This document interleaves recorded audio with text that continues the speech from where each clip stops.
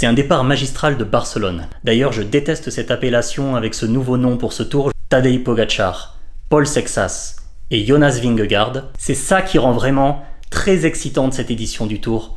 Quelle excitation pour tous les fans de cyclisme français, avec le départ du Tour de France depuis Barcelone en Espagne, pour cette édition 2026.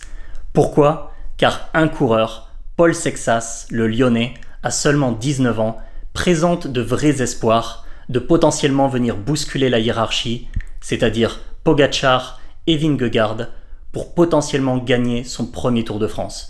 Ce qui n'est pas arrivé pour un Français depuis les années 80 et Bernard Hinault.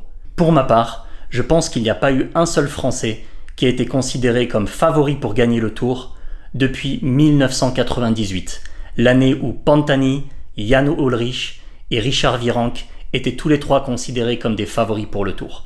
Il faut donc remonter à près de 30 ans pour avoir une édition du Tour où un Français était considéré de manière sérieuse et légitime pour gagner une édition du Tour. C'est ça qui rend vraiment très excitante cette édition du Tour pour tous les fans français et les fans de cyclisme. Ce que je vous propose lors de cette vidéo, c'est une brève présentation des 3 favoris du Tour, Tadej Pogačar, Paul Sexas et Jonas Vingegaard, en parlant aussi un peu d'Isaac Del Toro, le Mexicain, qui fait partie des outsiders du Tour, pour ensuite vous présenter de manière brève le parcours du Tour de France et ses étapes depuis le départ à Barcelone, et vous donner sur la fin de la vidéo mon propre pronostic pour qui est-ce qui va gagner le Tour et quel sera le podium. Pour ceux d'entre vous qui ne connaîtraient pas encore ma chaîne, sur Focus Sport, je m'adresse aux passionnés de sport et je parle principalement de rugby, de football, de cyclisme, mais aussi de football américain et de baseball, entre passionnés de sport. Donc si vous souhaitez rejoindre la chaîne, n'hésitez pas à le faire et à vous abonner. Pensez aussi à liker et commenter la vidéo si celle-ci vous plaît. Je réponds avec grand plaisir à tous vos commentaires. Maintenant, lançons-nous dans la vidéo. Ce que nous propose le Tour de France avec cette édition 2026 et son directeur Christian Prudhomme, c'est un départ magistral de Barcelone, la capitale de la Catalogne, avec une très belle présentation qui a d'ailleurs eu lieu proche de la Sagrada Familia, qui après une éternité d'années de travaux, 144 ans pour être précis, a été inaugurée il y a quelques jours par le pape qui a fait le voyage depuis le Vatican. Et donc les coureurs vont s'élancer par un contre-la-montre par équipe de 19 km. Ça faisait littéralement plus de 50 ans que ça n'avait pas eu lieu sur le Tour de France, un départ et une première course, une première étape avec un contre-la-montre par équipe. Donc ça va être très intéressant de voir tout d'abord ce qui va se passer lors de cette première étape. Puis par la suite, les coureurs vont se diriger vers les Pyrénées, ils vont d'abord attaquer par ça, puis remonter par le Massif central et le centre de la France. Ils seront passés auparavant par Carcassonne, par Pau, par Bordeaux aussi. Et après être passés par le centre de la France donc, et l'Alsace, en remontant donc en diagonale vers le nord-est, ils passeront par la suite proche du lac Léman, proche de la Suisse, avec un contre-la-montre individuel de 21 km qui aura lieu entre Évian et Thonon-les-Bains. D'ailleurs, pour ma part, étant français, habitant en Suisse, à proximité d'Évian-les-Bains, j'irai voir cette étape dont j'ai vraiment hâte, qui devrait vraiment être intéressante. Puis ensuite, il y aura des étapes alpestres, avec notamment l'Alpe d'Huez par exemple, qui est un des monuments du Tour chaque année, et qui souvent fait une différence, surtout en 3e semaine, en tant que col hors catégorie en haute montagne, pour enfin revenir de manière traditionnelle sur Paris et les Champs-Élysées pour l'arrivée du Tour de France. Projetons-nous maintenant directement sur les favoris du Tour de France, et bien entendu, il y a un favori numéro 1, c'est Tadej Pogačar, le coureur slovène qui a déjà remporté 4 Tours de France, et il a un palmarès sur cette saison 2026 qui est tout simplement hallucinant, puisqu'il a gagné donc l'Estrade Bianche, Liège-Bastogne-Liège, Milan-San Remo, il a terminé 2e de Paris-Roubaix, puis ensuite il a complété son palmarès par le Tour de Suisse, le Tour de Romandie, pour enfin se présenter au Tour de France. Donc c'est véritablement gargantuesque ce qu'il a fait sur ce début de saison 2026, et clairement il se positionne comme le favori numéro 1 pour se succéder à lui-même. Probablement que Tadej Pogačar est déjà le meilleur coureur de l'histoire quand on regarde son palmarès. Et il n'y a pas seulement les courses qui gagnent, mais aussi la manière, le how en plus du what, comme on dirait en anglais. C'est-à-dire dans la manière dont il va gagner les courses, c'est toujours avec ce style offensif, ce style protagoniste, où il attaque, où il n'hésite pas dans les dernières montées, dans les dernières ascensions, à prendre son destin entre les mains. C'est pas du tout un coureur qui est suiveur, il va attaquer, il va y aller, il prend des initiatives. et ça rend ses victoires très impressionnantes. Et surtout avec beaucoup de panache, ce que les spectateurs français apprécient d'ailleurs aussi. Donc il est clairement le favori numéro 1 pour se succéder à lui-même, mais cependant Jonas Vingegaard est toujours là en tant que son rival numéro 1. Il vient de remporter le Tour d'Italie assez facilement, sincèrement en contrôle. Si vous avez vu le Giro d'Italia cette année, vous avez certainement vu qu'il ne s'est pas véritablement forcé, il n'a pas vraiment gagné, disons, avec éclat, mais il a vraiment maîtrisé la concurrence, plus que tout. Il a gagné avec un bon écart sur les autres, avec quand même une certaine facilité, à nouveau, sans avoir vraiment de grands panaches ou d'immenses victoires, mais avec des victoires à répétition et une domination assez importante sur tous les autres rivaux du plateau.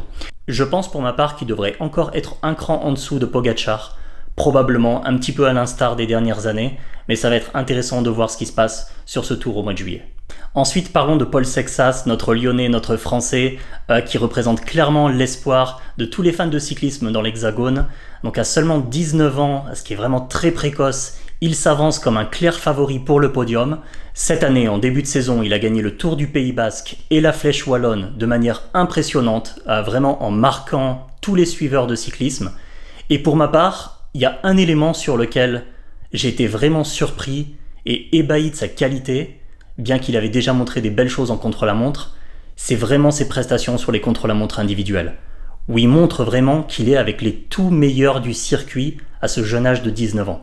Et je pense qu'avec Pogačar sur ce Tour de France, il devrait faire jeu égal sur l'ensemble des contre-la-montre. Voire potentiellement être un peu meilleur, c'est une possibilité. En revanche, en montagne, et en particulier en haute montagne, je pense que Pogačar devrait toujours avoir une légère longueur d'avance sur lui. On l'avait vu quand il l'avait déposé d'ailleurs lors d'une classique au printemps. Je pense que Sexas peut encore un petit peu s'améliorer en haute montagne. Probablement. Il a beaucoup travaillé en camp d'entraînement en montagne avant d'arriver sur le Tour de France ces dernières semaines. Donc ça va être intéressant de constater les progrès et son état de forme, surtout en deuxième et en troisième semaine, quand on va arriver dans les Alpes où la différence va se faire.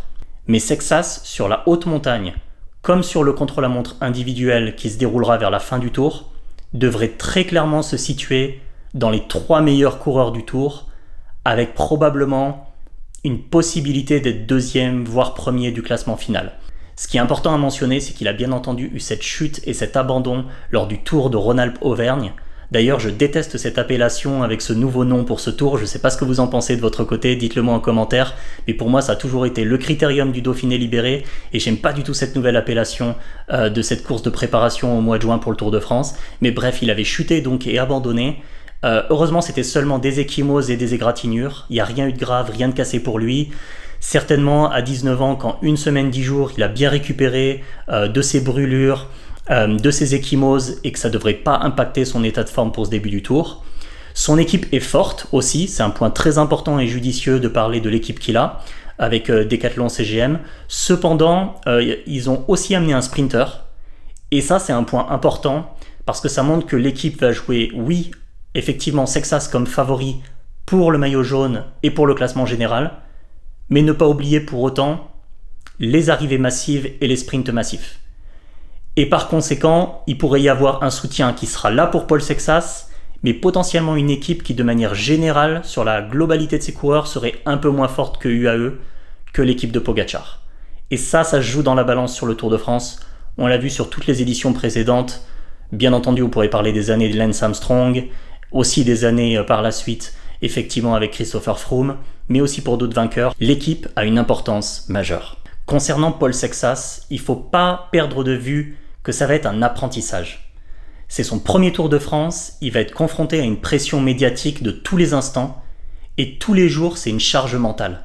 Ça draine mentalement d'avoir les journalistes, les reporters, des demandes d'interview en permanence, sur une course de 3 semaines, sur un format qu'il n'a pas encore connu. Et je pense que ça pourrait lui puiser de l'énergie. Bien entendu, sa famille, les accompagnateurs de l'équipe, le staff de l'équipe vont lui en parler, vont le préparer. Mais dans la réalité des choses, avec la pression du mois de juillet, l'effort physique et sportif avec en plus la charge mentale, il va le découvrir. Et ça pourrait, face à un Pogačar par exemple qui connaît parfaitement ça depuis 6 ou 7 ans, qui est très bien rodé à l'exercice, ça pourrait représenter une charge qui va user un petit peu Paul Sexas. En parallèle de ça, vis-à-vis de son équipe qui est potentiellement un petit peu moins forte, et du fait qu'il soit un peu plus inexpérimenté et jeune, il pourrait aussi éventuellement être victime de bordures, ou d'incidents de course, d'événements de course, où il est un peu moins rodé, un peu moins mature et expérimenté que d'autres coureurs. Ça, c'est des éléments et des risques exogènes qui pourraient venir entacher ou endiguer sa performance à un moment pendant les 3 semaines. Enfin, mentionnons tout de même Isaac Del Toro, qui est un très bon coureur jeune mexicain, qui a eu de très bonnes performances sur ces dernières semaines et ces 2 derniers mois, et qui va jouer clairement le classement général. Pas la gagne puisqu'il est coéquipier et il est soutien de Pogačar au sein de l'équipe UAE, mais cependant il devrait clairement se mêler au combat des meilleurs pour une place sur le podium. Je vous donne maintenant mon pronostic et mon avis sur qui va gagner le Tour et qui va être également sur le podium. Je pense sans grande surprise que Pogačar va gagner le Tour. Ça va être sa 5e grande boucle. Il va se hisser au niveau d'Indurain, Hinault, Merckx et Anquetil, entrant encore un peu plus dans la légende. Deuxième, je pense que ça sera la place de Vingegaard sur le podium à Paris. Sexas, à mon avis, devrait prendre la 3e place.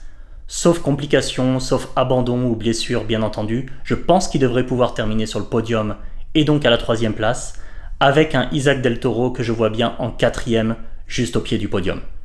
N'hésitez pas à me dire dans les commentaires ce que vous en pensez. Qui est-ce que vous voyez gagner le Tour? Comment vous présagez de la performance de Paul Sexas? À quel point vous pensez qu'il va pouvoir venir challenger Pogačar et Vingegaard en montagne? Est-ce que c'est possible? Est-ce qu'il en a les moyens? Est-ce que c'est dans ses cordes?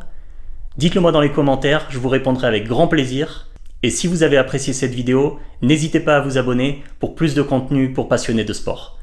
Je vous retrouve très bientôt dans une prochaine vidéo. À très vite.